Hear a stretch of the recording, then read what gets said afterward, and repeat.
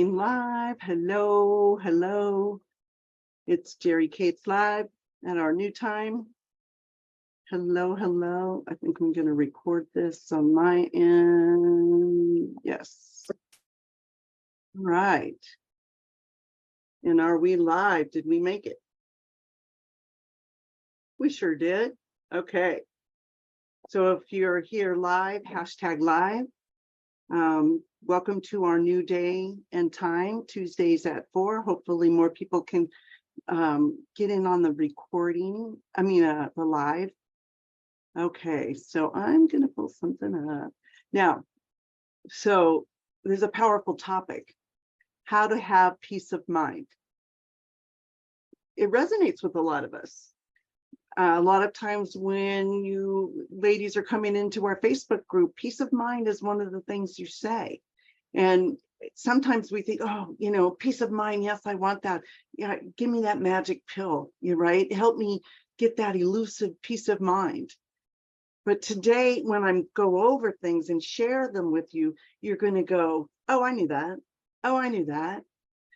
And what I hope to do is just imagine you have a tool belt. And each one of these things I'm going to mention today is going to give you a tool to put in a place in your tool belt so you can use it proactively, meaning on a daily basis in how you show up and how you act, right? Or in an acute situation when something's coming up and you need support, right? You'll have these tools, these mindsets to go with. So yes, if you're here, I see I've got somebody here. So if you're here, go ahead and put hashtag live. Would love to know that you made it here live. So thank you so much for coming. And we're doing how to have peace of mind. Let me get myself squared away. So life is unpredictable. Twists and turns often lead us to this tumultuous state of mind, right? So today we're going to discuss how to achieve the ever elusive peace of mind amidst the chaos. I'm going to give you a couple of tools for that tool belt I was just talking about. But first, who's this talk for? And it's for those of you who find yourself overwhelmed in the demands of daily life, and for anyone seeking a moment of serenity in a world that never seems to stop spinning. Who it isn't for. It's not for those who believe that being constantly stressed is a badge of honor. Now, I know you know someone like that. You may have been that way at some point yourself, right? Oh, we called it just like, oh, woe is me, right? This is a badge of honor. I'm the martyr. Yeah, it's not for you. And for those who are happy with the state of their mind and don't desire personal growth, because you've got to be willing to roll up your sleeves and do the work. So I hope you have some paper with you. If not, listen in and then go back with a piece of paper and write these down. If you want to have peace of mind, you got to start actively participating in, learning what that is and how do I apply that and filling that tool belt. So it's like, oh, what tool do I have? How can I make this better? Right? Okay. So now let's take a moment. You know me, I love to do power practices. And if you don't know me, this is one of my most powerful tools is power practices and meditations. And you can jump on in on Monday mornings at 8:30 and catch the meditation. And this week was about creating peace. So yeah, meditation. So let's do this little power practice.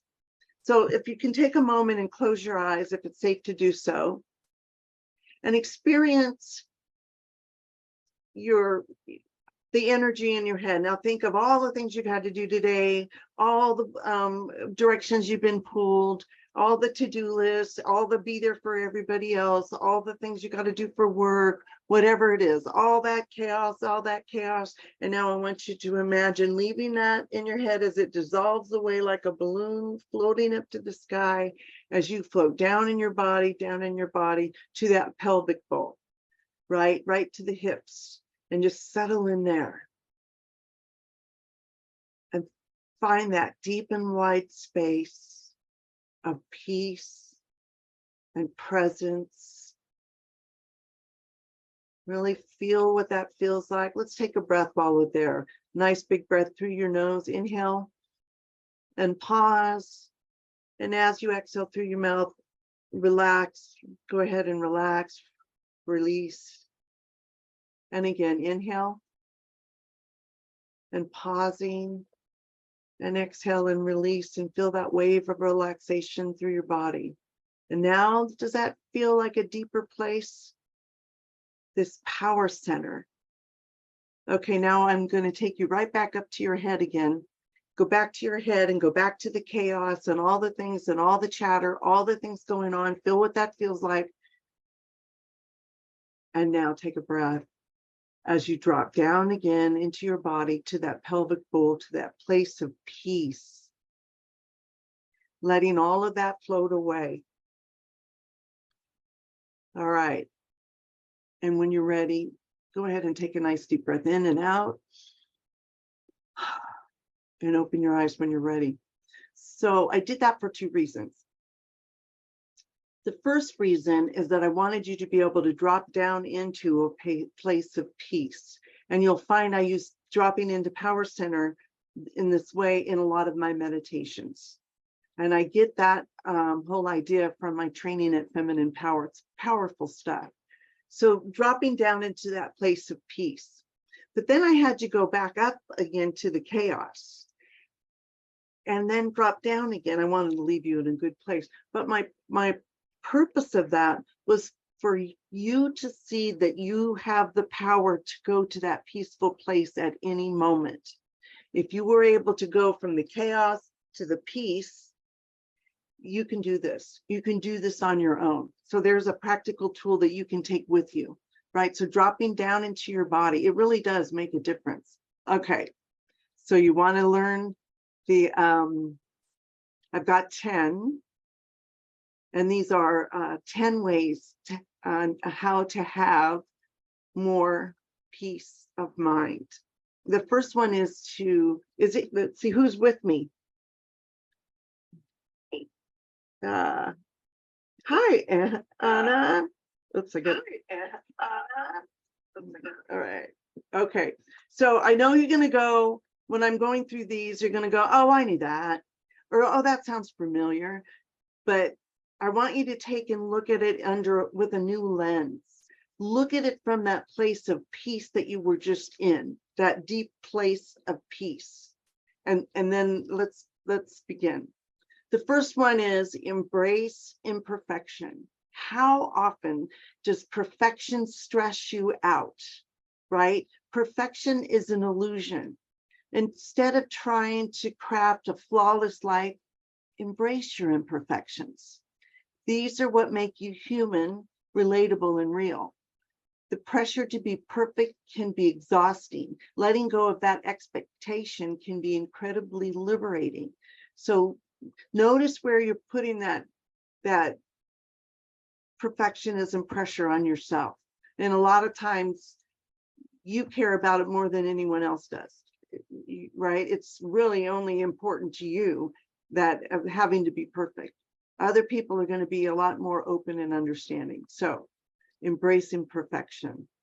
That's number one. Number two, cultivate gratitude. I've said this before, have a gratitude journal. I've got my little card that I say throughout the day, sitting here with my desk. I'm grateful for my health. I'm grateful for my abundance. It could be I am statements. I am love. I am wealth. So I'm grateful for my family. So the things that are important to you, and reiterating them, into your life, saying them into your life brings that vibration into your life.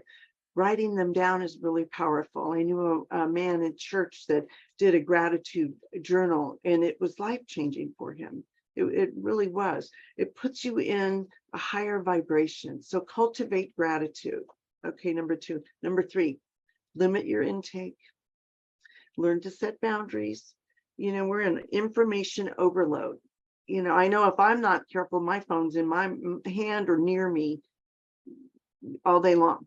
And I sometimes consciously will leave it in the other room charging, or go outside without it, and just feel what that feels like. So, what that is, it's a lot of overload coming at us all the time. So, unplug, and it gives you a chance to have peace, right? To not have all this stimulation. Okay. So limit your intake. Make sure I didn't miss any part of that. Oh, being discerning about what you let in your mind is essential to your inner tranquility. That's a really important sentence. Being discerning about what you let into your mind is essential for inner tranquility. Yes. All right. Is this resonating? Number 4, mindfulness and meditation. The practice of being present can be transformative. You can train your mind to focus on the current moment through mindfulness exercises or meditation, alleviating anxieties about the past or future. So this is why I do Monday meditation. They're guided meditations, because a lot of times we think, oh, I'm going to meditate, but I don't really, I can't focus, or I can't meditate, or a guided meditation is really powerful. And if you put down your walls and allow the guidance, you can go deeper, and you can bring this peace with you, right? The meditation or the power practices, I mentioned those before, give you the experience of what you want to experience. Because sometimes we'll do a meditation and have you see your future self. What does she look like? How does she carry herself? What is she carrying? She has a message for you.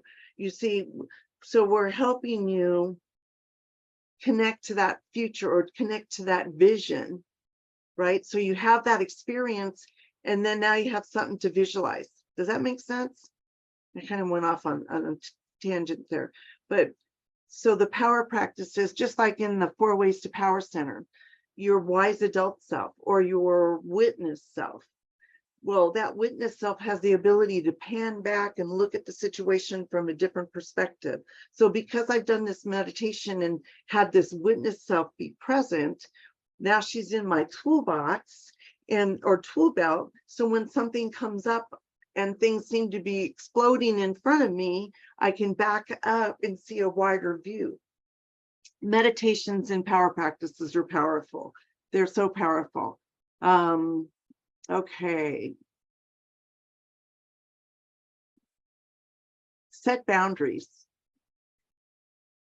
It's okay to say no. I know I had a recent experience where I didn't set the boundaries soon enough, and what came out of my mouth was not supportive. It was not in the context of coaching, but that doesn't matter. What matters is I had an opportunity before that to set the boundary, and I felt uninhibited to doing that. Now I'm going to be better about setting that boundary earlier on, especially when you notice yourself getting triggered about something.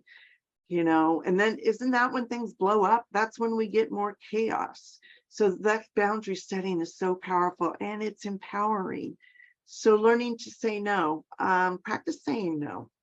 Notice if you're a yes sayer, if all the time your answer is yes, you really need to address that. You're not going to have peace of mind if you're trying to run around and fill everyone else's needs. And that's what saying yes to everything is about. So starting to get in touch with yourself and what works for you. And so setting boundaries.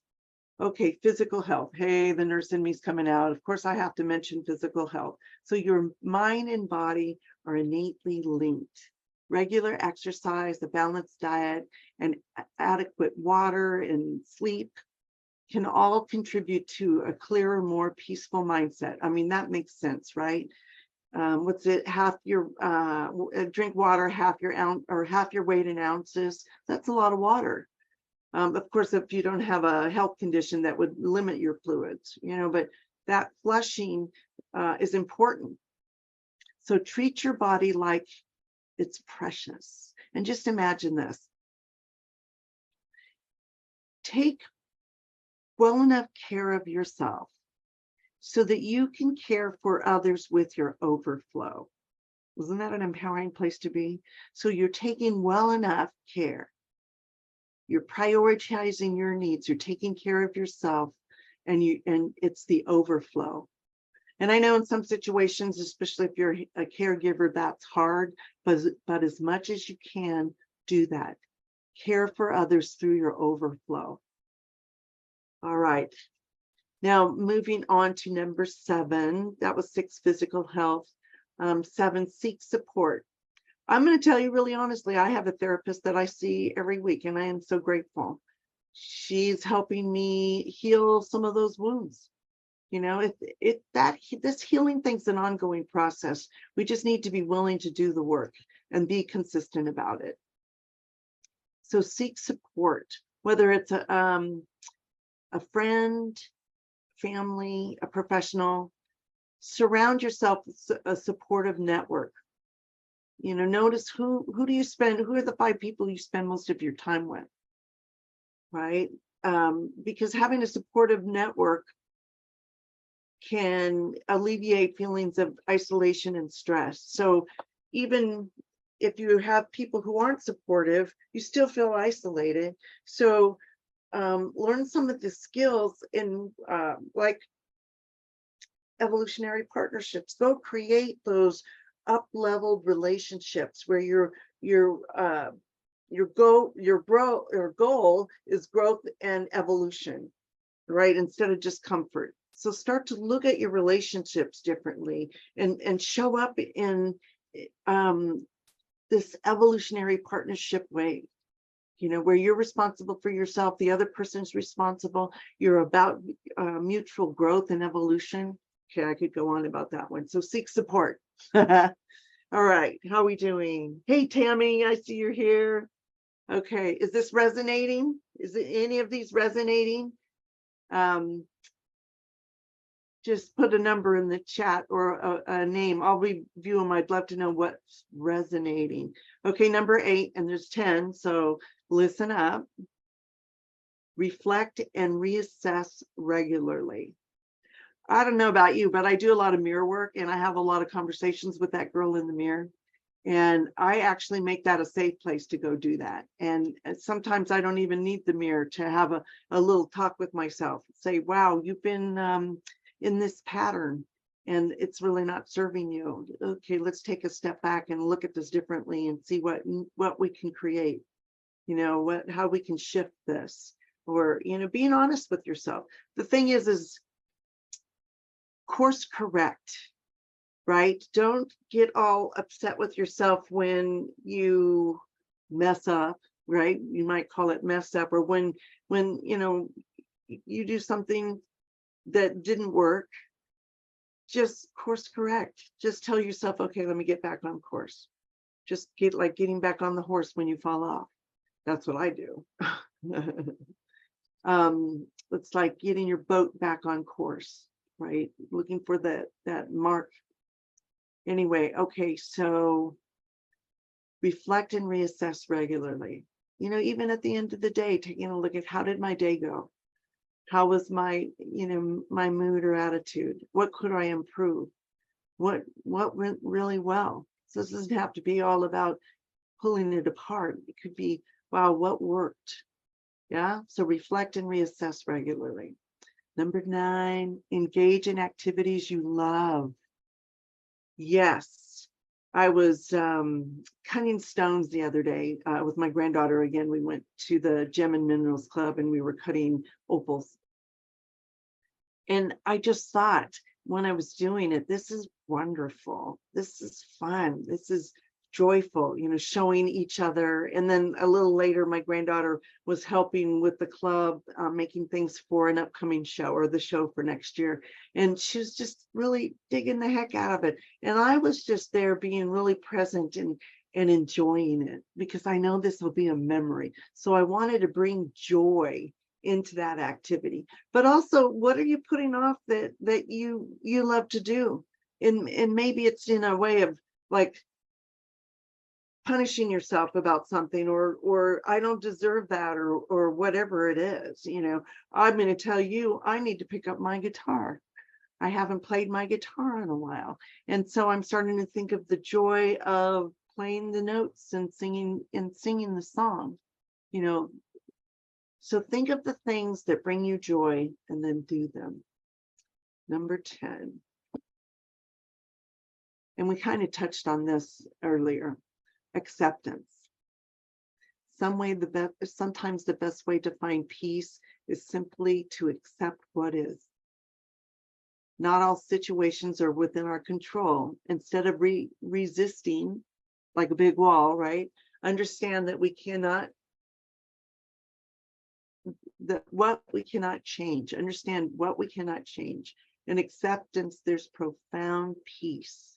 So it's really, what's that? God grant me the strength to change the things I can't remember it. But the last part is accept the things I cannot change, right? So acceptance. All right, so any of these resonate? I'm going to run them down again. So 1, embrace imperfection, embrace imperfection. 2, cultivate gratitude. 3, limit your intake, and this is like sensory overload, like social media and things like that. 4, mindfulness and meditation. 5, set boundaries.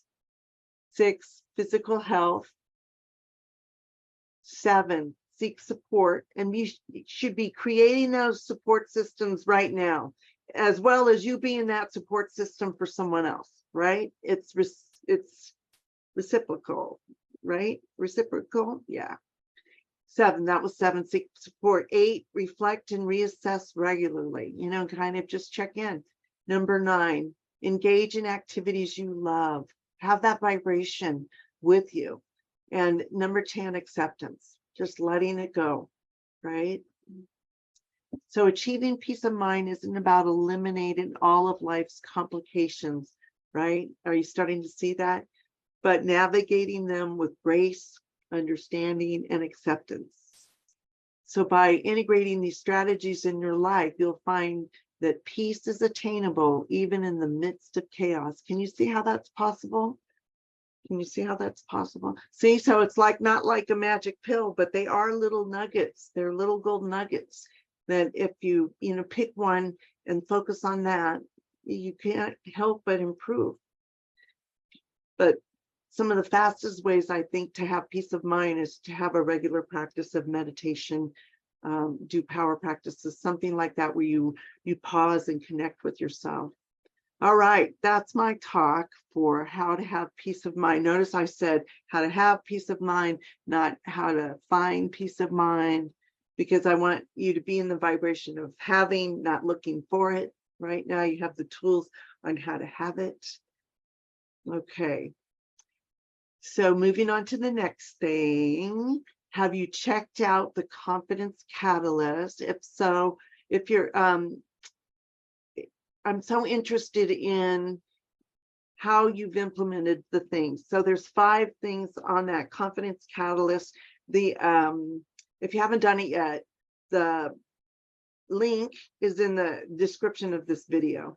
But I really want to know, did you put any of them to use? A lot of times we'll get these kinds of things and we might not even open it. Some people have, gotten a PDF and not even opened it, or opened it and not done anything with it. But if you haven't done anything with it, I invite you, to take action, to get it out, read it, pick one of the 5 ways of being, and take some steps.